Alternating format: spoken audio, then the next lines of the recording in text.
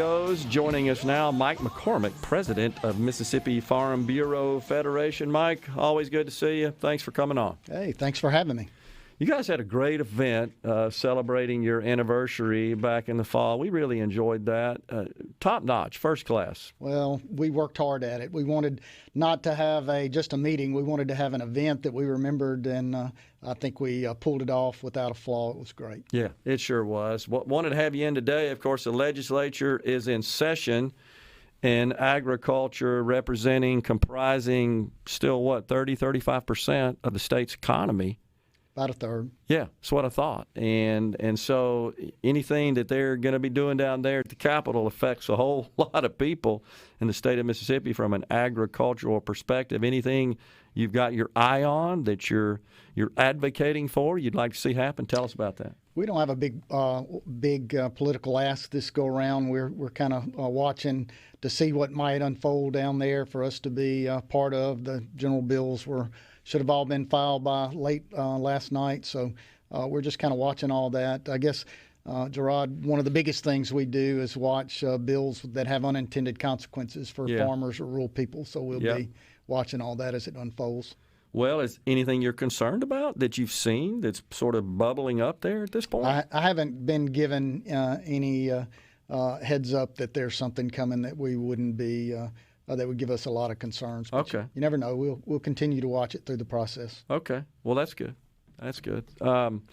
What's going on with respect to the industry in general? And let me share this with you. I saw a report that I don't know that it's a problem in Mississippi yet, but illegals crossing the border in Arizona that are walking through, trampling through fields of food products. Lettuce, I think, was one of the farmers that I saw an interview with as a lettuce grower, and said that when that happens, they have to destroy some of the crops, that they can't be salvaged. Well, biosecurity now is a big issue, and you can't have someone going through the fields and contaminating the fields in any kind of way, and then have that lettuce test positive for an E. coli or other pathogen once it gets to the grocery store. So I'm sure that it is a big issue. I'm actually headed to Arizona in a month or so, and we're going to go to Yuma where all of those crops are being grown, and get a firsthand account of looking at that, and I look forward to being there. Is this something that you're familiar that is with in terms of happening in Mississippi? Has there been any incidents like this? Well, we're not on the border, so I don't know that that's going to be a problem here. We do have some big vegetable growers down near the coast, and I'm sure they're very particular about who's able to come into the fields to make sure that they're have all the right protective gear on before they enter the fields, and that they've got a handle on their biosecurity. So I don't think that'll be an issue here, but I could see where people that are somewhere where they shouldn't be could cause a lot of problems. Well, from an economic perspective, though, Mike, the concern is we already have high food prices that everybody is grappling with. The farmers included, they can't pass on their high input cost in many ways to the consumer. But when we're having to destroy the yield, part of the yield, well, that's going to have an inflationary effect. That's a problem. That's what you're seeing with eggs, right? Right now we've got a problem with avian influenza. We've lost 50 million chickens nationwide, so you've got this supply chain issue. So we certainly don't need any of that happening. All right. Well, that's incredible. John Deere. So this has been a legacy problem to farmers in the industry. And by the way, John Deere's, I don't think is unique.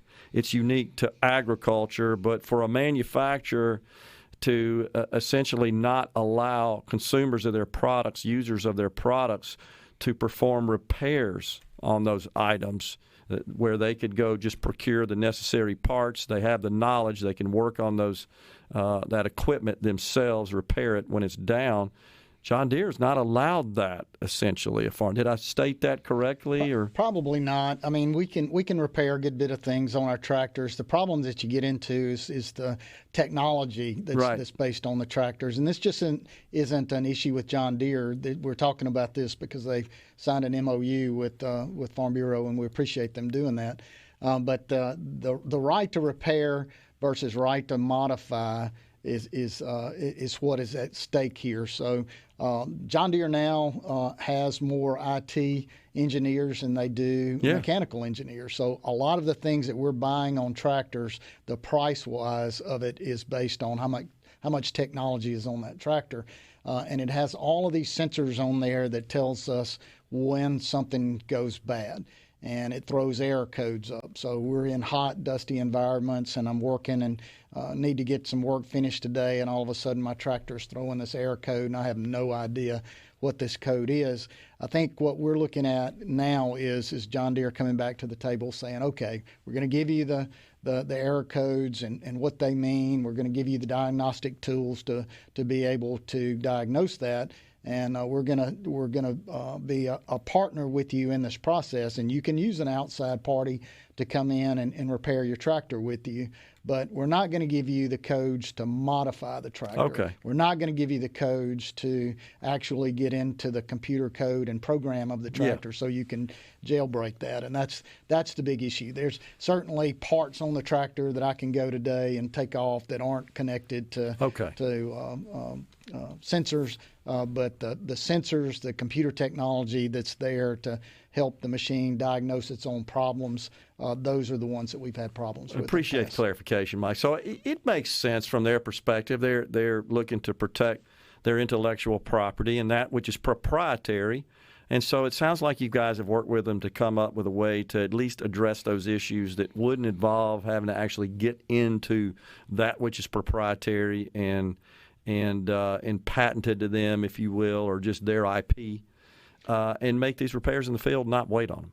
So we're certainly sort of at the beginning or taking the first steps with this and not at the finish line. There'll be people that'll say, other organizations that'll say we haven't gone nearly far enough, and there's lawsuits out there that are directed towards the equipment manufacturers saying something has to change and we should be able to get all these diagnostic tools and be able to repair our own equipment. And I get that, but Farm Bureau is an organization, the largest farm organization in the nation. We try to steer away from some lawsuits and unnecessary bills. And what we're doing is saying now we have a dialogue set up with John Deere. They were the first ones that came to the table and sat down and talked with us. We'd certainly like all the rest of the equipment manufacturers to do the same. To say we'll have at least 2 meetings a year. We're going to sit down and talk about the issues that the farmers are having and what they need and what John Deere feels like that they can concede during those negotiations. And we look forward to being and having a seat at the table with them to continue this MOU. Okay. And, this is going to continue. This won't be the last of it with respect to new technology coming out, which is completely changing the agricultural business. Oh, I need to get you out on the farms and let you see some of that technology. It's incredible. You'll just be amazed. Well, a few years ago in my public speaking, I started talking about John Deere when they had acquired a data center in Silicon Valley. And I said, the John Deere is a technology company that just happens to make farm implements. That's where it's headed. That's right. And which is good because and that technology you're talking about hit the fields. We've had the See and Spray machine in Mississippi for the last couple of years. It's amazing. Now they're rolling them off the assembly lines, and we'll have some in the state of Mississippi next year. Awesome. We saw it at the show, right? We did. At the trade. Yep. Unbelievable piece of equipment. How's the industry doing, Mike? Give us an update. Well, it's just what you mentioned. The profit margins are very thin going into this year. The fertilizer, chemicals, diesel, repair parts for everything is just insanely expensive. Labor costs are up. So those farmers don't get to set those prices in what they sell back. We're at the mercy of the market. We'll just have to see how that goes into next year. It's just because we're getting a larger share of the price doesn't mean it gets a larger share of the profit going back into the farmers' pockets. Yeah.